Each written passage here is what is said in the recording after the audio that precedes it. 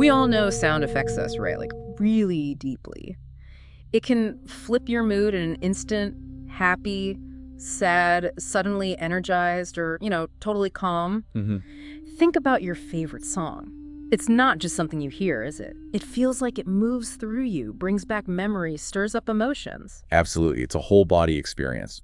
But what if that impact goes even deeper? What if sound vibrations, specific frequencies, are actually influencing us on a really fundamental level, affecting our nerves, our body chemistry, our physical state? That's exactly what we're digging into today. It's about the physics, really. The physics of vibration and how it interacts with our entire system, not just our ears. It's energy. It's energy traveling as waves. And these waves, as our sources really make clear, they don't just stop when they hit the eardrum. They resonate inside us. Okay, so that's our deep dive. We've gathered a whole stack of fascinating material, articles, research bits, some clinical notes, expert takes, and we're going deep into the world of sound healing. We want to unpack what this ancient practice actually is, how science is looking at it today, the, frankly, amazing range of benefits the sources talk about. And the different ways people actually do it. Exactly. And where it might be heading. Crucially, we want to give you some solid info on how you might explore this for yourself. Think of this as your shortcut to understanding this really powerful, sometimes misunderstood field. Sound healing definitely has ancient roots, going back thousands of years in many cultures. But it's also having a huge moment right now, a real renaissance. A trend, almost. A growing trend, absolutely, in alternative medicine, in wellness circles. Our sources describe it essentially as the intentional use of sound vibrations, waves, specific frequencies to help promote physical and mental well-being. So promoting relaxation, cutting stress. Exactly. Fostering deep relaxation, reducing stress significantly, and really supporting the body's own natural healing processes. That's the core aim. So this is much more than just like putting on some calming spa music in the background. Oh, much more. I mean, music itself can be therapeutic, no doubt. But sound healing zooms in on the vibrational quality of sound. It's very much a holistic approach. Holistic meaning. Body, mind, spirit. All of it. Physical, mental, spiritual, emotional dimensions.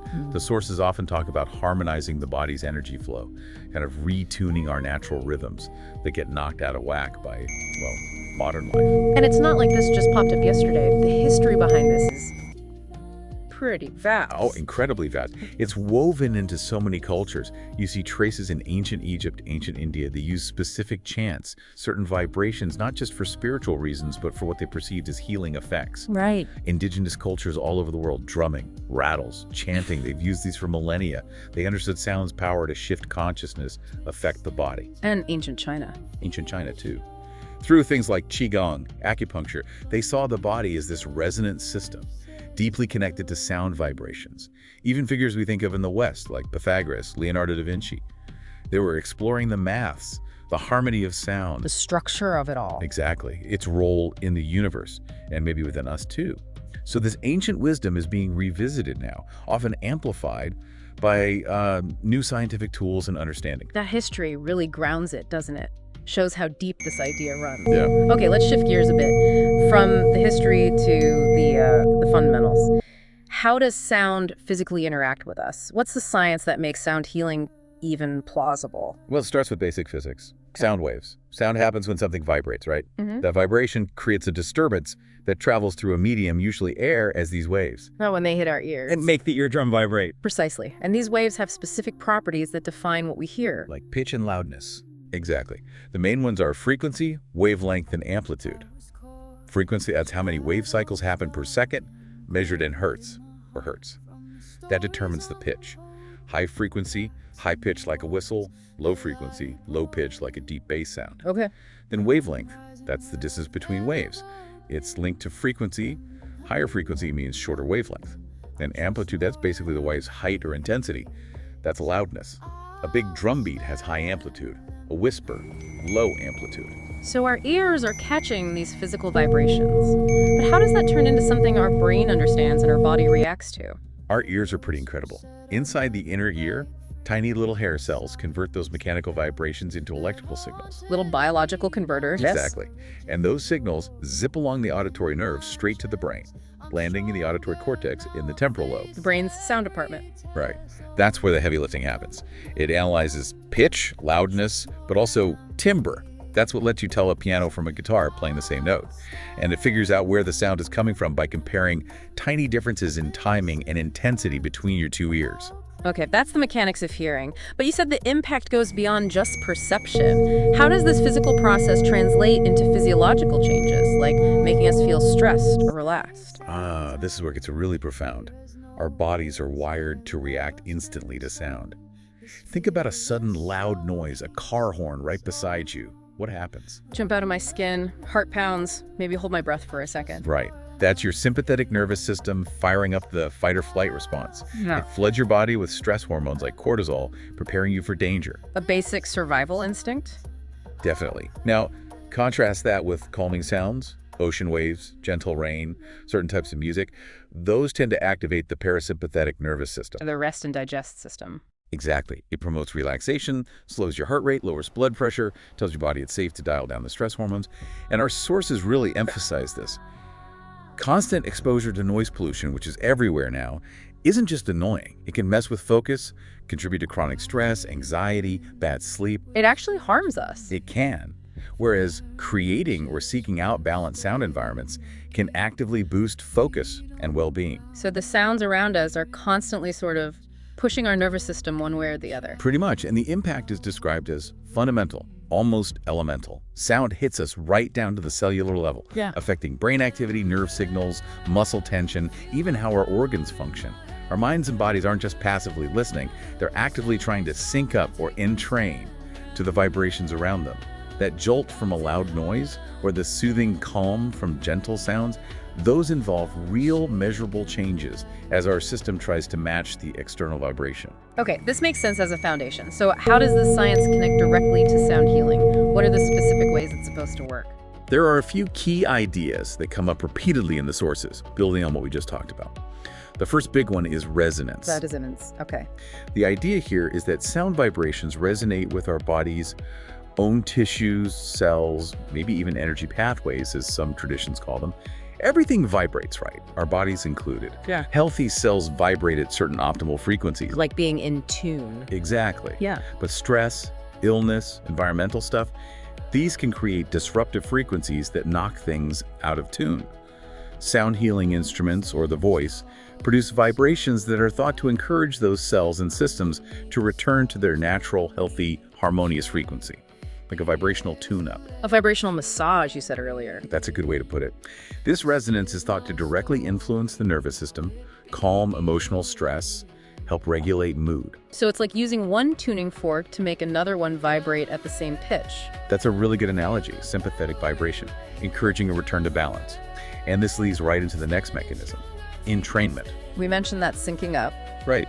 We talked about how our bodies can sync to external rhythms. In sound healing, specific sound frequencies are used intentionally to guide our internal rhythms, heart rate, breathing, and especially brain waves towards more desirable states, usually relaxation. Like using a steady drumbeat in meditation. That's one form, yeah. A key application is brainwave entrainment. Our brains have different gears, different electrical frequencies associated with different states. Beta waves, that's normal, alert, thinking mode. What we're probably in right now. Likely, yes. Sound healing often uses frequencies aimed at gently shifting the brain towards slower states. Alpha waves, that's relaxed awareness, calm focus. Theta waves, deeper relaxation, meditation, dreaminess, REM sleep. Even delta waves, the slowest, linked to deep sleep and restoration. How does presenting a sound make the brain change gears like that?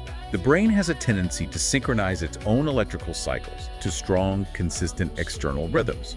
So if you consistently present a sound at, say, an alpha frequency, the brain's activity might naturally start to mirror that frequency. And this shift to slower brain waves alpha, theta, is directly linked to those physical relaxation responses.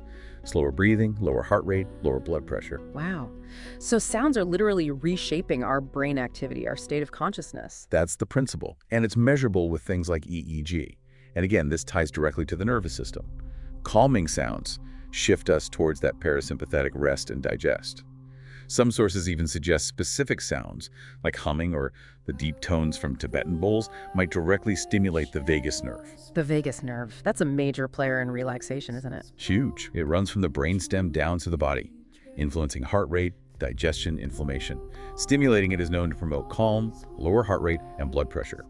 So sound might have a direct line, so to speak, to activating our body's relaxation network. A direct nerve connection. Interesting.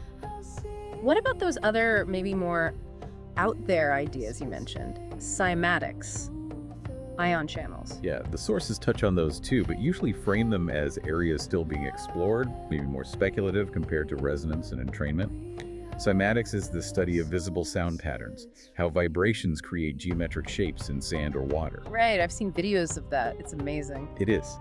And since our bodies are mostly water, the idea, still theoretical in a healing context, is that sound vibrations might influence the structure or behavior of water within our cells, maybe affecting cellular processes. Ion channel activation is another hypothesis. Could sound energy interact with tiny channels in our cell membranes that control communication? And then there's quantum interactions, suggesting sound waves might influence energetic fields or quantum states within the body. Very cutting edge, bordering on theoretical physics and biology. So we have the more established effects on brain waves and the nervous system, plus these intriguing possibilities at the cellular level. Exactly.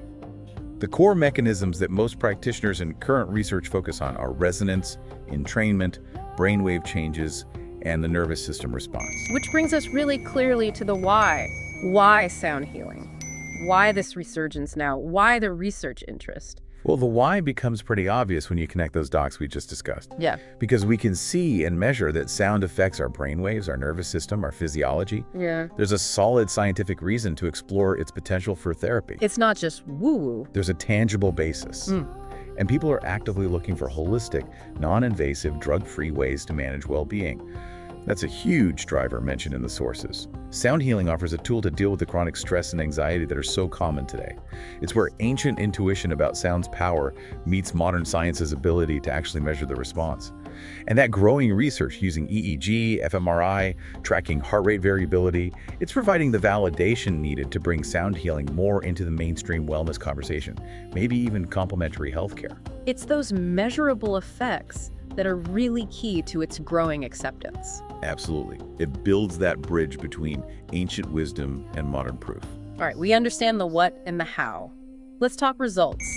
What are the actual benefits of sound healing that our sources highlight for mind, body, spirit? Well, as we said, the aim is holistic balance, so the benefits really span across the board. Probably the most common, and maybe the most researched, is significant stress reduction and relaxation. That seems to be the big one. It really is. Sound healing sessions are often designed to induce deep relaxation, sometimes deeper than people achieve with other methods. And it's not just a feeling, you see the physiological markers change. Lower blood pressure, slower heart rate, more even breathing, drops in cortisol levels. It's like hitting the pause button, letting your system shift into that parasympathetic rest and repair mode, disconnecting from the noise, connecting to the present. Actively reversing the stress response. Exactly. And that naturally flows into benefits for anxiety and depression relief. By nudging brainwaves towards those calmer alpha and theta states, sound baths, specific tones, they can help quiet that mental chatter, that anxious loop. The racing thoughts. Right. And maybe lift some of the heaviness associated with depression. It's a nonverbal way to soothe the nervous system, creating a sense of safety and peace that can be really therapeutic. Shifting brainwaves can literally help you step outside those anxious patterns. What about emotions? You mentioned emotional release earlier. Yes, it's a big part of it for many people. Emotional release and balance. Those deep vibrations can gently stir things up, helping to release pent-up emotional energy or tension stored in the body. Stored in the body, like physically. That's the idea. Things we haven't processed can manifest as physical tension or blockages. Sound vibrations might help loosen that. It might come out as tears, maybe laughter, sometimes just a feeling of lightness afterwards. By clearing these blockages, it's thought to restore harmony, allow buried emotions, maybe old traumas or memories, to surface and be processed in a safe way. Sounds like it could be quite cathartic, potentially. It really can be. Beyond the emotional side, sources also mention cognitive benefits. People report improved mental clarity, focus, and cognition after sessions. How does that work? Well, the deep relaxation itself helps clear mental fog. Certain frequencies might also promote focus. Remember the Mozart effect debate? While that specific claim is shaky, the broader idea that auditory environments affect cognition focus, memory is definitely explored. Sound healing aims to create an optimal brain state, reducing the mental load from stress, potentially boosting clarity, and even creativity. So it calms the mind, but can also sharpen it. Interesting combo. Depending on the goal and the sounds used, yes. And all of this, less stress, less anxiety, emotional balance, clearer thinking, obviously contributes to enhanced mood and overall well-being. That feeling of deep peace translates into greater contentment. Some research even suggests resonant sound might boost dopamine, which lifts mood. One source described feeling euphoric peace. Like hitting a reset button for your mood. In a way, yes. Music therapy already uses this sound-mood connection clinically. And sources also note its potential as a complementary therapy, helping alleviate symptoms alongside conventional treatments for things like anxiety disorders, PTSD, maybe even offering comfort during cancer care, or for dementia patients. Okay, let's switch to the physical body. What physical health benefits are reported? A lot of the physical benefits stem directly from that stress reduction. When your nervous system calms down, your body can focus on repair. This often leads to improved sleep quality. Less anxiety, quieter mind equals easier sleep. It can also support enhanced digestion and potentially a strengthened immune system, because chronic stress really hammers both of those. Take away the stress burden and the body functions better. So tackling stress with sound ripples outwards physically, are there more direct effects from the vibrations themselves? Oh, definitely. The actual physical vibrations from bowls or gongs, for instance, can promote muscle relaxation. The idea is the vibrations penetrate tissues, maybe boost blood flow, possibly stimulate nitric oxide release that helps relax muscles, easing tension and stiffness. Like a massage, but with sound waves. Pretty much. Pain management is another key area. Certain frequencies are explored for their potential to reduce the perception of chronic pain. How? Maybe by distracting the brain, maybe triggering in endorphins, our natural painkillers, or perhaps by reducing inflammation through better circulation and less muscle tension. Like tuning forks for pain. Exactly. Tuning forks are specifically mentioned for applying targeted vibrations to joints or areas of pain, potentially reducing inflammation and discomfort. And think about ultrasound and physical therapy. That's medical use of sound waves to penetrate tissue, speed healing, ease muscle issues. It shows sound can have direct physical effects. That ultrasound comparison really helps ground it. It does. It shows the body does respond physically to sound energy. Sources also mention potential cardiovascular benefits, like contributing to lower blood pressure and maybe cholesterol levels, again, largely linked to activating that parasympathetic calm and reducing overall stress, which are huge factors in heart health. You mentioned vibrations supporting regeneration. Yes, the thinking there is that the vibrational forces penetrating tissues could enhance local blood circulation and metabolism. Better circulation means more oxygen, more nutrients reaching the tissues, which could stimulate the body's natural repair and regeneration processes. Low-frequency sound therapies get a specific mention for potentially boosting circulation and cutting inflammation. It's pretty amazing the range of potential effects, all stemming from vibration and resonance. It really paints a picture of the body as this incredibly responsive instrument constantly interacting with sound energy. And our sources circled back to specific sound types and their benefits too, right? They did. We talked about binaural beats before, but focusing on benefits. Theta frequency beats are strongly linked to promoting deep sleep and relaxation. Alpha beats are associated with that calm but alert state, good for focus or light meditation. There's also some evidence they might help with anxiety and pain by influencing those brain states. And other specific frequencies? Yes, like 432 hertz, sometimes called the Verdi frequency. It's often mentioned for promoting harmony and balance, supposedly resonating more naturally with the body. Or 7.8 hertz, the Schumann resonance, the Earth's background frequency linked to enhancing flow states, good for creativity and focus. And as we said, tuning forks are all about delivering very specific frequencies for targeted effects, like pain relief. That specificity is fascinating, linking frequencies to outcomes. It definitely points towards a more targeted, maybe even personalized, future for sound healing. So let's bring this home for the listener. With all these potential benefits floating around, why should this matter to you? Well, think about everyday life, right? Stress is almost constant for so many people. Sleep problems are rampant. Finding focus feels harder than ever. Dealing with emotions, finding ways to manage aches and pains without always reaching for a pill. These are really common struggles. Yeah, sounds familiar. Exactly. Sound healing offers a potential tool, non-invasive, drug-free, that you can bring into your life to work on these very things. To help find calm, support your body's rest and repair, maybe ease physical tension, build emotional resilience. It's about using something fundamental vibration in a focused way to support your own well-being. It Feels like a pathway to address some really core modern issues using something incredibly basic sound. Tapping into how our bodies naturally respond to vibration, but therapeutically. Okay, so if someone's listening and thinking, all right, I'm curious, what does experiencing this actually look like? Let's dive into the types of sound healing techniques. One of the most common ways people experience this, mentioned a lot in our sources, is the sound bath. Sound bath, good name. It really is descriptive. You're basically immersed or bathed in sound vibrations. It's designed as a full-body listening experience. Usually you lie down comfortably, yoga mat, blankets, pillows, maybe an eye mask, close your eyes, and just receive the sounds. So it's very passive, you just lie there. Mostly, yes. The therapist or facilitator plays various instruments, singing bowls, gongs, maybe others around the room, sometimes near or even gently on the body. They might offer a little guidance on breath, but usually the instruction is simply to relax and let the sounds wash over you.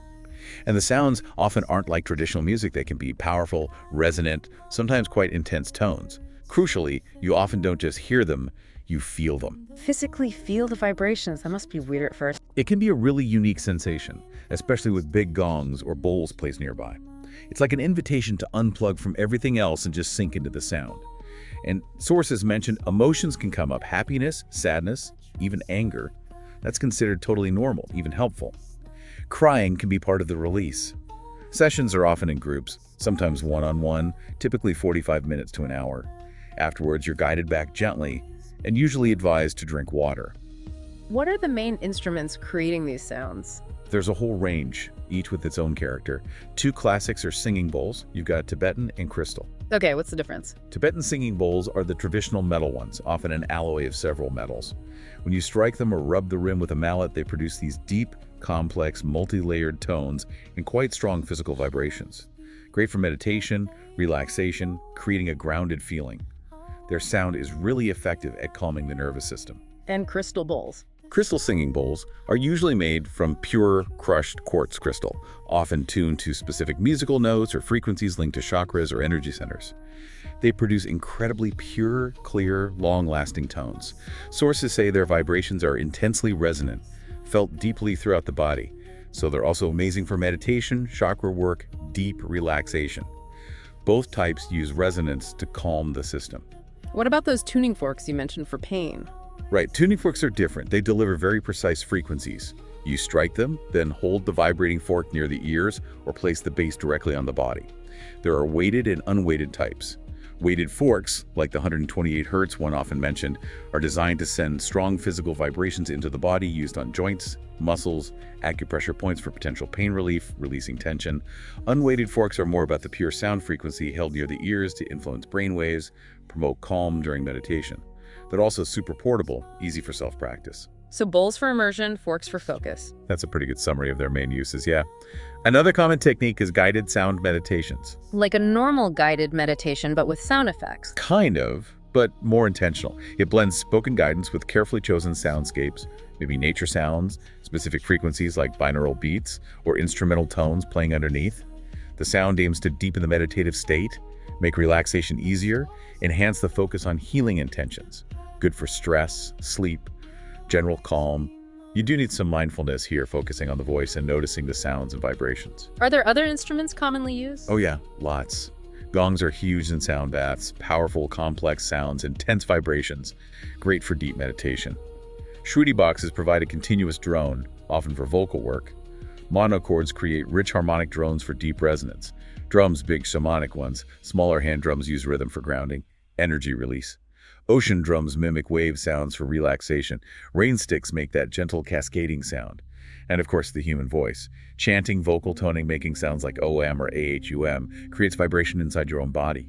A powerful self-healing tool. Wow, it really is a whole orchestra. And each instrument offers a slightly different flavor of the experience. Exactly. The core principles, vibration, resonance, entrainment are the same. But the sonic journey and the specific effects can feel quite different depending on what's being used. So looking ahead now, where's this field going? What's the future of sound healing looking like? It's definitely on an upward curve. There's huge growing interest and recognition. Our sources consistently point this out. People are actively looking for holistic, non-invasive options, and sound healing fits that bill. It's It's moving beyond niche wellness centers, gaining traction as a genuinely innovative complementary therapy. Is it actually making inroads into like hospitals and clinics? It seems to be, yes. Integration into modern healthcare and therapy is happening. It's being used as a complementary approach in palliative care for comfort, in trauma therapy to help release stored experiences, in mental health settings for anxiety and PTSD. We already have music therapy established in healthcare, and ultrasound is a medical use of sound, so the pathway is sort of there for wider acceptance of sound-based interventions. So the medical world is starting to see its value, at least as a supportive tool. That's the trend, and driving that is emerging research and technologies. That scientific validation we talked about is key studies using EEG, fMRI, biometrics to actually show how sound affects the brain and body.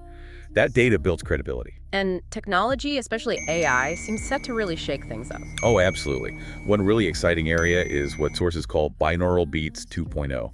AI is taking it to a whole new level. Forget static frequencies, we're talking real-time adaptation. Adapting to me right now. Exactly. AI generating beats that change dynamically based on your biometric data, heart rate, stress levels from skin sensors, maybe even brain activity. This allows for truly personalized frequencies. AI analyzes your specific state and generates the optimal frequencies for you right then and there. No more one-size-fits-all.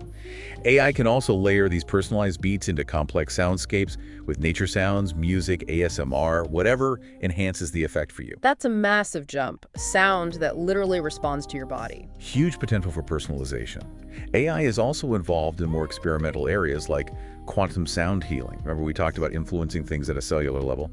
AI might be used to scan your energetic resonance, identify imbalances, and then generate hyper-personalized harmonic frequencies synchronized with your biometrics to promote healing at that deep level. Wow. Tailoring sound down to the cellular level based on AI analysis. Yep, That's very future forward. It definitely pushes the boundaries. Beyond that, AI is powering AI-driven music and meditation platforms. Apps that create generative soundscapes in real time to help you focus, sleep, or relax, adapting as you listen. AI is even composing healing music by analyzing ancient traditions, mantras, solfeggio frequencies, and creating new pieces based on those principles. So AI is becoming the composer and the DJ for our well-being. In a sense, yeah. The vision is almost like having an AI personal frequency guide. Imagine your phone scanning your stress levels and suggesting, okay, you need 10 minutes of 432 hertz for balance, or let's try some 40 hertz gamma for creativity boost. A daily sonic prescription. The future sounds incredibly tailored. It points towards sound healing becoming immersive, deeply personal, science-backed, blending ancient wisdom and tech. And this also means more accessibility. Apps, online sessions, remote work make it easier to access. Plus, it's creating career opportunities for practitioners. And it's even extending to animals. Yeah, right. Sound healing for animal wellness is growing. Animals are super sensitive to sound and vibration, so people are using gentle toning, soft music, tuning forks to help reduce anxiety in pets, aid training, improve well-being. Okay, from ancient chants to AI soundscapes, for us and our pets, it's incredibly dynamic. That's a lot to absorb. For someone listening who's feeling curious, what are some practical tips for sound healing exploration? How do you actually start? Well, a really crucial starting point, emphasized everywhere, is intention and mindfulness. It's not just about the sound hitting your ears. Setting an intention before you start, I want to release stress, I want clarity, I just want to relax, helps direct the energy. And during the experience, mindfulness is key. Being present, noticing the sounds, feeling sensations in your body, watching thoughts float by without judgment, allowing yourself to fully absorb the vibrations. So it's an active process, even if you're just lying still. Exactly. Your focus amplifies it. Now, for getting started, learn about the different methods we talk about. See what appeals. Sound baths, one-on-one sessions, trying instruments, or just listening to recordings. Guided meditations or intro sound baths are great, low-commitment ways to get a feel for it. Loads of online resources, apps, even virtual classes exist now. What if someone wants an in-person session? How do you find a good, qualified practitioner? Really important question. It's personal, and it affects your nervous system. Look for someone experienced in the type of sound healing you want. Ask about their training, their approach, what happens in a session. Feeling safe and comfortable with the person and the space is vital. And remember, our sources stress this is complementary. Always talk to your doctor first, especially if you have health issues or you're pregnant. Sound healing isn't a replacement for medical care. Good point. What if someone wants to try instruments at home, DIY style? For choosing instruments, start simple. Crystal singing bowls are often recommended, easy to play, pure tones, pretty sturdy.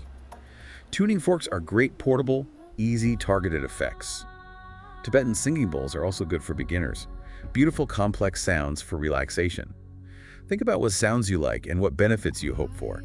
Do you want that immersive bowl resonance or the focused fork frequency? And what about practices that need no equipment at all? Totally accessible.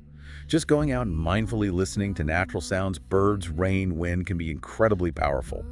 And using your own voice. Vocal toning, chanting OM or AHUM, or just humming creates vibration inside you. Focus on where you feel it, chest, throat, head. It's a great way to tune in and balance your own energy.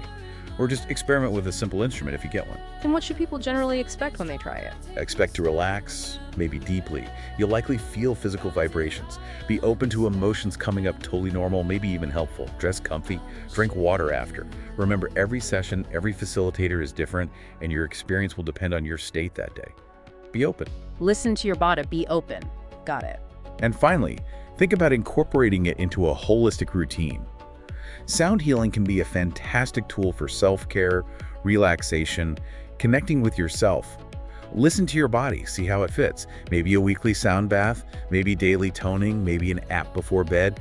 Integrate it in a way that supports your overall health, alongside good food, movement, mindfulness, whatever else you do. That's a really helpful, practical roadmap for anyone wanting to dip their toes in. Yeah, the aim is to make it feel approachable. It really does bridge ancient practices and modern life in interesting ways. So to wrap up our deep dive, we started way back with the ancient roots, journeyed through the science of sound's impact, explored that whole spectrum of potential benefits, detailed the different techniques, and even peeked into the tech-driven future. Yeah, it's clear sound healing is much more than just nice noises. It's a potentially powerful, non-invasive way to work towards balance and relaxation, grounded in both age-old wisdom and emerging science. It really reminds you how deeply connected sound, vibration, and our inner state truly are. Our bodies are constantly responding, consciously or not. Which really makes you think about all the sounds we're surrounded by every single day. Exactly. And that leads us to a final thought, something for you to chew on after we finish. Given how profoundly sound affects us emotionally, physically, maybe even cellularly, what other subtle, maybe unrecognized influences might the everyday sounds in our environment, the hums, the traffic, the background noise, be having on our well-being that we just haven't tuned into yet? Ooh, that's a big question to ponder. Definitely changes how you might listen to your world. If this whole conversation sparked something in you, we really hope you take one of the steps we talked about to explore it further. Find a sound bath, try an app, listen to the rain, use your voice. It's a personal journey. Indeed.